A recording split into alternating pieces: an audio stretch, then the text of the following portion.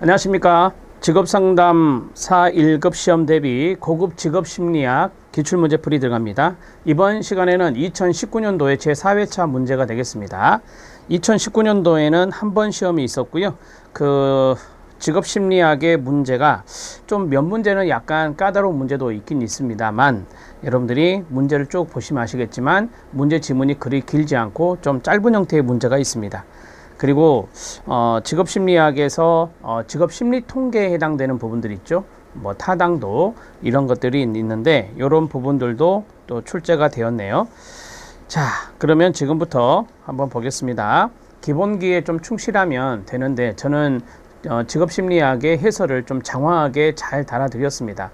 이 내용들이 여러분들이 아무래도 직업상담사 2급 시험을 만약에 보신 분들은 2급의 이론을 좀 보셨겠지만, 그렇지 않는 분들은 이론을 좀 접할 기회가 없었잖아요. 그래서 여기 해설에 있는 것을 이론으로 생각하시고 잘 읽어주시면 도움이 되겠습니다. 보겠습니다. 21번 문제입니다. 자, 심리검사의 표준화가 나왔습니다. 이것을 통해서 통제하고자 하는 변인이 아닌 것은입니다. 자, 우리가 이제 심리검사는 표준화하는 게 좋다. 표준화하는 게 좋은데, 첫 번째가 절차의 표준화라고 하는 것이 있습니다. 자, 절차의 표준화. 그러니까 이 절차는 여기에 나온 대로 실시 상황과 연관성이 있습니다. 그래서 검사 실시의 어떤 상황이라든지 그 다음에 조건이라든지 이런 것에 대한 절차를 표준화하는 작업이다 라고 보시면 됩니다.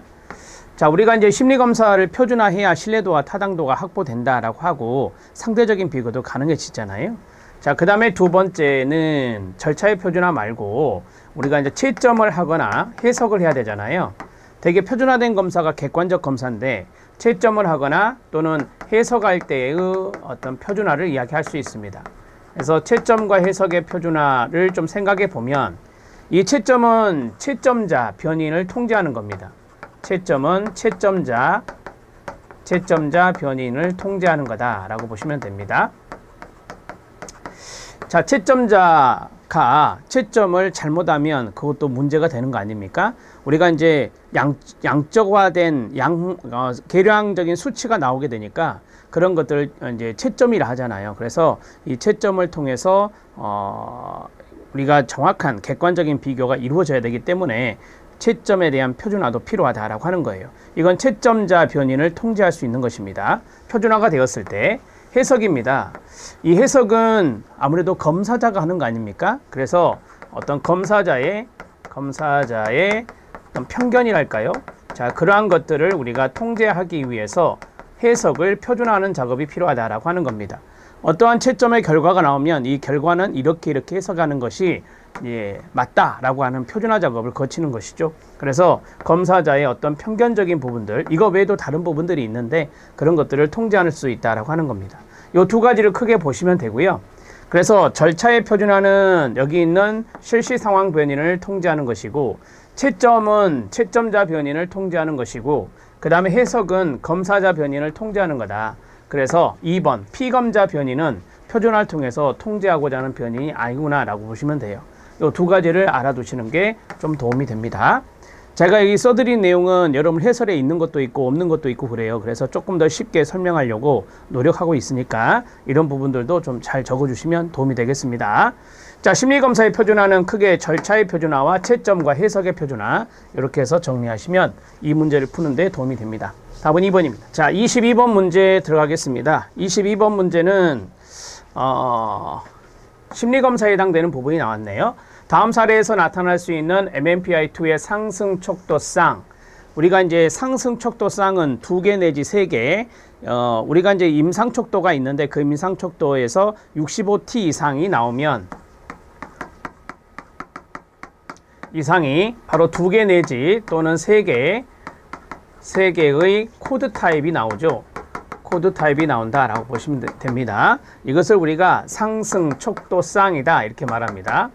상승 촉도쌍이다 이렇게 말해요. 자, 해석을 할 때 이제 임상 촉도 해석을 할 때 중요한 대목이 될 수 있습니다. 자, 첫 번째 만성적인 강한 분노감이다. 분노감이 힌트가 되고요. 그 다음에 두 번째는 감정을 적절히 표현하지 못한다 라고 하는 겁니다. 그러니까 만성적인 강한 분노감, 이게 이제 감정적인 부분이잖아요. 근데 이 감정을 적절하게 표현하지 못한다라고 하는 측면이고요. 그 다음에 신체 증상을 호소한다라고 했습니다. 요 세 가지를 만족하는 게 무엇이냐라고 하는 건데 3, 4는 우리가 이제 임상척도 암기법을 아시죠? 건, 우, 태, 반, 남편, 강조, 경례. 저는 이렇게 외우고 있습니다. 이렇게 외우고 있는데, 자, 10가지의 임상척도죠. 10가지 임상척도, MMPI2의 10가지 임상척도다. 이렇게 말할 수 있어요.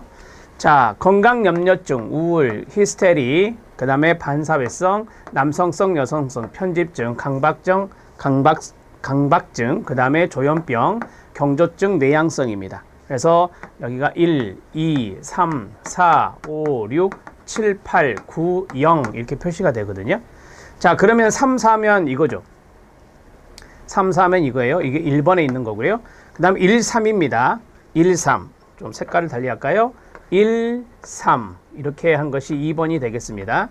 그 다음에 4, 9 이렇게 한 것이 3번이 되고요. 자, 그 다음에 4, 6 여기 4와 여기 6 이게 이제 4번이 되겠습니다. 이렇게 정리가 되죠. 그러면 3, 4는 보시면 아시겠지만 히스테리와 반사회성입니다. 히스테리와 반사회성이다. 이렇게 보시면 되겠고요. 자, 히스테리, 신경증에 해당되는 것이죠. 신경증 중에 하나다라고 보시면 되는데, 우리가 이제 보통 상당히 예민한 사람들이 있어요. 민감한 사람들이 있어요. 신경증적인 사람이 있죠. 이런 사람들을 부정적으로 이제 이야기하는 게 히스테리다. 이렇게 이야기하고 있고요. 그 다음 반사회성은 아실 것 같고, 자, 우리가 이제 여기서 히스테리에 해당되는 부분들이 있습니까? 네, 있습니다. 바로 신체 증상을 호소하는 것입니다. 두통, 흉통 이런 어떤 신체 증상으로 자신의 어떤 신경증적인 부분이 나타나는 거죠. 그래서 신체 증상이 호소되는 거고, 그 다음에 만성적인 강한 분노감, 그리고 이런 감정을 적절하게 이제 표현하지 못하는 부분이 바로 여기에 해당될 수 있어요. 물론 감정을 적절하게 표현하지 못하는 부분이 스트레스로 인한 것일 수 있어요. 그래서 같이 엮어서 생각하셔도 됩니다. 답은 1번이 되겠고요. 자, 1번, 3번이 있습니다. 1번은 건강염려증이고요. 자, 건강염려증. 우리가 건강염려증을 다른 말로 질병불안장애라고 합니다. 질병불안장애라고 해요. 자, 그 다음에 히스테리가 있네요. 히스테리가 있습니다. 자, 3번이 히스테리였으니까 히스테리가 있다라고 보시면 되겠는데, 자, 지금 여기에서는 뭐가 나와야 되냐? 이 불안이란 단어가 나와야 됩니다. 불안이란 단어가 키워드가 되겠죠. 근데 여긴 불안이란 것이 없어요. 그래서 2번은 답이 안 되고요. 4번, 9번은 반사회성과 경조증이네요. 반사회성과 경조증. 자, 경조증이라고 하는 것은 하이퍼매니아, 상당히 비약적이고 좀 과잉성이 보이는 거죠. 그래서 제가 이런 해설에 넣어드렸는데 여기에 뭐 과잉 활동적이다라는 말이 있어요. 그래서 여기에는 이게 들어가기 때문에 과잉 활동적이다. 도덕적인 규범을 무시하는 반사회성도 있고요. 그 다음에 과잉 활동성 등이 나타나는 것이 바로 이제 이게 들어가 있어야 돼요. 이해됐죠? 4, 6입니다. 4, 6은 반사회성하고 6이 편집증이거든요. 자, 반사회성과 편집증. 반사회성과 편집증입니다. 이 편집증은 상당히 의심이 많은 거죠. 그래서 반사회적인 측면도 있으면서 상대방에 대한 의심, 과도한 의심이 많다라고 하는 겁니다. 그리고 해설에 보시면 그 예민성, 비난에 대한 예민성 이런 것도 있고요. 분노 수준도 높다. 이건 반사회성이 들어있기 때문에 그렇다라고 보시면 되겠습니다. 항상 어떤 분노의 원인, 분노가 있으면 그 원인을 외부에 투사하는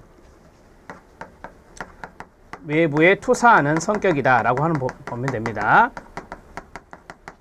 우리 편집증 성격에 대한 해당되는 것들 좀 써드리고 있어요. 의심이 많다든지 어떠한 책임을 남의 탓으로 돌리는 그런 투사가 나타난다라고 하는 것이 바로 편집증과 연관성이 있잖아요.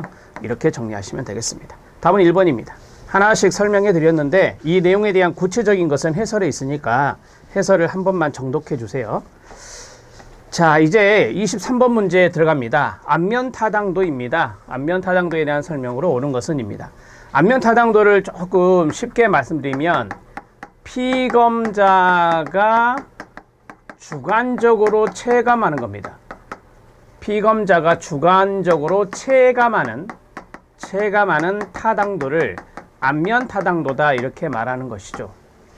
자, 내용 타당도라고 하는 것이 있어요. 좀 달라요. 내용 타당도는 전문가에게 판단을 받는 겁니다. 그래서 전문가의 판단을 받는 것이 내용 타당도라면, 피검자에게 주관적인 어떤 체감성을 알아보는 것, 이런 것들이 여기에 들어갑니다. 자, 예를 하나 들어볼까요? 고급 직업 심리학 시험을 봤습니다. 그런데 고급 직업 심리학 이 시험도 하나의 이제 척도거든요. 그래서 이 척도가 고급 직업 심리학을 잘 담고 있다라고 이 심리학 전문가들이 판단하면은 내용 타당도가 되는 거고요. 자, 예를 들어서 공부를 열심히 한 수험생들이 시험을 보고 내가 공부 안 돼서 많이 나왔네 라고 하면은 이거는 안면 타당도가 되는 거예요. 안면 타당도가 높다라고 하는 거죠. 내가 공부 안 돼서 전혀 안 나왔어, 너무 지엽적인 것들이 많이 나왔어 라고 수험생이 만약에 체감적으로 이걸 느끼고 있다면 안면 타당도가 낮다라고 하는 거예요. 그런 것을 좀 감안해서 보면 쉬워집니다. 안면 타당도는 검사가 목적에 맞도록 제대로 사용될 수 있는지를 통계적으로 평가한다. 통계적으로 평가하는 건 아닙니다. 통계적으로 평가하는 것은 바로 내용 타당도가 통계적으로 평가할 수 있는 것이고요. 자, 여기에 있는 주관적으로 체감하는 거다라고 했으니까 통계적으로 평가하는 것은 아니다라고 보시면 되겠고요. 안면 타당도는 검사를 실시하기 전에 라포 형성에 매우 중요하다라고 했습니다. 네, 맞습니다. 우리가 이제 안면 타당도는 주관적인 것의 어떤 체감 정도를 보는 거니까, 우리가 이제 안면 타당도를 보려고 할 때 검사를 실시하기 전에 이 라포 형성이 매우 중요한 요소가 될 수 있습니다. 그래서 우리가 안면 타당도를 측정할 때는 어떤 통계적인 수치를 통해서 보는 게 아니라, 이 안면 타당도를 측정하고자 하는 이 검사자가 그 수검자의 어떤 뭐랄까요, 그 검사에 임하는 것을 관찰하는 거예요. 검사에 임하는 것을 관찰하는 거예요. 피상적으로 관찰하는 것이죠. 그래서 이러한 그 라포 형성이 이제 상당히 중요할 수 있다라고 하는 것을 이야기하고 있습니다. 안면 타당도는 비전문가들의 판단에 의한 것으로 검사자는 신경 쓰지 않는다. 아니요, 쓴다고 그랬죠. 검사자의 피상적 관찰이 필요하니까, 피상적인 관찰이 요구되니까 바로 이 검사자도 신경을 쓸 필요가 있다라고 하는 것입니다. 비전문가들의 판단은 맞아요. 비전문가들, 일반인, 그러니까 수검자, 피검자의 판단이니까 이건 맞는데 검사자가 신경 쓰는 부분도 있어야 됩니다. 안면 타당도가 낮으면 검사의 내용 타당도 역시 낮냐? 아니요. 높을 수 있죠. 높을 수 있다라고 해야 돼요. 자, 높을 수 있다. 자, 예를 들어서 이런 거죠. 아까 제가 시험 이야기 했었잖아요. 많은 사람들이 좀 체감도가 내가 공부 안 돼서 많이 안 나왔네 라고 하는 것이 이제 안면 타당도라면, 그게 안 나왔으면 안면 타당도가 낮다라고 할 수 있잖아요. 그러나 많은 심리학 전문가들이 이거는 측정 잘 된 거다, 이 시험은 심리학의 많은 부분을 적절하게 잘 담고 있다라고 판단한다면 내용 타당도가 높을 수 있는 거잖아요. 그래서 안면 타당도가 낮더라도 내용 타당도는 높을 수 있다는 것을 아시면 됩니다. 그래서 탈락입니다. 답은 2번이 됩니다. 자, 24번 들어갑니다. 24번은 다이스와 로키스트의 직업 적응 이론에 대한 부분인데, 옳은 설명을 모두 고른 것은입니다. 기역, 니은, 디귿, 리을이 나왔는데 우리들이 충분히 상식적으로 접근할 수 있는 지문도 있고 우리가 좀 기억해야 될 내용도 있습니다. 자, 직업 적응에 대한 것을 강조했던 것이, 자, 미네소타 그룹의 다이스와 로키스트라고 보시면 되겠고요. 이 직업 적응 이론에 해당되는 것 중에 좀 중요한 요소가 있어요. 그게 뭐냐면, 자, 개인과 환경과의 상호작용이에요. 개인과 환경과의 상호작용이다라고 보시면 됩니다. 자, 우리가 환경에 적응한다 이런 말을 써요. 그 말은 개인과 환경 간의 상호작용이 잘 이루어졌을 때거든요. 그래서 개인이 어떤 직업적인 환경에 대해서 우리가 만족한다라고 하거든요. 만족한다라고 해요. 그러니까 김영준이가 어떤 직업에 대해서 만족스러워한다라고 할 때 쓰는 단어가 바로 이거죠. 그러면 환경이 이 개인에 대한 그 만족 정도가 있어요. 그게 뭐냐면 충족이라 해요. 이 두 가지의 개념이 좀 중요한데, 자, 예를 들어서 이런 거죠. 김영준이가 어떤 일을 하는 데 있어서 김영준이를 바라보는 타인이 있을 거 아니에요. 환경에. 그 타인이 예를 들어 더 높은 관리자라고 합시다. 상급자라 합시다. 상급자가 평가를 합니다. 아, 이 사람은 정말 만족스럽게 일을 잘하네 라고 하는 거예요. 충족시켜 준 거죠. 그래서 우리가 이제 개인의 환경에 대한 것을 만족이라 하고 환경의 개인에 대한 것을 충족이라 한다. 이 두 가지가 잘 이루어졌을 때 우리는 직업 적응이 높다 이렇게 이야기하는 것이에요. 자, 그럼 보겠습니다. 개인과 환경 간의 상호작용을 통한 욕구 충족을 강조한다. 말씀드렸고요. 그 다음에 직업 적응은 개인과 직업 환경과의 조화를 성취하고 유지하는 과정으로 이된다. 맞아요. 지금 여기에 다 설명이 되어 있습니다. 기업과 니은이 바로 여기에 해당되는 거고요. 개인과 환경은 상호작용하면서 자신의 욕구를 만족 또는 충족 시켜줄 수 있는 강화 요인을 서로 얻게 된다라고 했습니다. 자, 우리가 이제 여기가 만족, 여기가 충족이라 했잖아요. 이것을 해줄 수 있는 강화 요인들이 있다라고 하는 거죠. 강화 요인들이 있다. 그 강화 요인을 발견하는 것이 바로 이 검사가 있어요. 그 검사가 미네소타 만족 질문지라고 해요. 그래서 MSQ 미네소타 만족 질문지에서 강화 요인을 측정하는 건데 그 대표적인 것이 바로 성취라든지 그 다음에 뭐 승진이라든지 이런 것들이 여기에 들어갑니다. 이게 이제 강화 요인이 되는 거죠. 자, 맞습니다. 자, 그 다음에 이론의 장점 중에서 하나는 이 이론의 장점 중에 하나는 여기 검사 도구가 다양하게 개발되어 있다는 것이다 라고 했어요. 자, JDQ는 뭐예요? 직무 기술 질문지잖아요. Job Description Questionnaire 직무 기술 질문지가 있고 그 다음에 MSQ는 이게 말씀드렸죠. 미네소타 만족 척도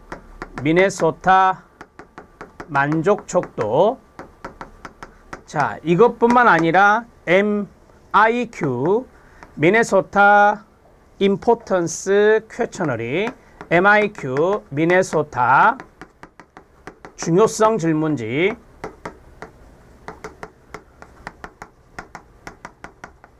자, 그 다음에 MSS는 미네소타 충족 척도라고 합니다. 충족 척도 또는 만족성 척도라고 쓰기도 하는데요. 충족 척도라고 합니다. 그래서 JDQ, 그 다음에 MSQ, MIQ, MSS 이런 것들이 바로 직업적응 이론에 의해서 만들어진 관련 검사 도구들이다. 이렇게 말할 수 있겠습니다. 자, 모두 맞네요. 기억, 니은, 디귿, 리을 모두 맞습니다. 답은 4번입니다. 25번입니다. 일반적인 직무 분석 단계를 바르게 나열한 것은 이거는 2급 시험에도 나왔던 겁니다. 우리가 이제 직업적인 분석을 하고 그 다음에 직무 분석을 하고 그 다음에 작업 분석을 한다라고 해요. 그래서 암기법이 직무 작업 이렇게 외우셔도 돼요. 직무 작업 순서대로 외워야 되겠죠. 뭐 직업 명세서라든지 직업 명세서라든지 직업 행렬표를 작성해서 직업을 분석하는 게 1번. 직무 분석은 많이 들어보셨죠? 직무 기술서와 직무 요건이 있는 직무 기술서와 인적 요건이 있는 직무 명세서를 작성하는 거죠. 이렇게 정리하시면 되고요. 자, 이건 작업이죠. 그래서 세부 작업별 시간과 동작을 분석하는 것입니다. 이게 바로 말 그대로 작업 분석이 됩니다. 그래서 직업 분석, 직무 분석, 작업 분석 이러한 순서대로 이루어진다. 답은 기억, 니은, 디귿입니다. 1번입니다. 일반적인 직무 분석의 단계를 냈네요. 2급에도 나왔던 겁니다. 26번 문제에 들어갑니다. 좀 쉬운 건데요. 직업 동기 이론과 그의 이론을 처음으로 제안한 학자인데요. 틀리게 짝지어진 것은 입니다. 욕구 위계 이론은 매슬로우 맞습니까? 네, 맞습니다. 목표 설정 이론은 로크입니다. 목표 설정을 강조했던 학자죠. 로크. 그 다음에 형평 이론의 부름 이론인데 이게 잘못된 거죠. 형평성은 공평성과 연관성이 있습니다. 그래서 공평 이론이라고 하고요. 아담스가 대표적인 학자가 되겠습니다. 아담스의 형평 이론이고요. 부름은 뭐냐면 기대 이론입니다. 부름은 기대 이론. 이렇게 정리할 수 있습니다. 좀 더 구체적인 것은 다음 연도에 문제에 있습니다. 그때 참고하기로 하고, 자, 이거는 이제 타인과의 비교를 하는 겁니다. 타인과의 비교를 통해서 이게 이제 형평성, 공평성이 있느냐라고 하는 것이죠. 자기가 투입한 것과 산출, 타인이 투입한 것과 산출을 비교해봐서 공평한지를 보는 것이고요. 자, 기대 이론은 우리가 VIE 이론이라고도 하는데요. 밸런스, 유의성이 됩니다. 유의성, 그 다음에 인스트루먼털, 수단성이 되고요. 그 다음에 expectation, 기대감이 됩니다.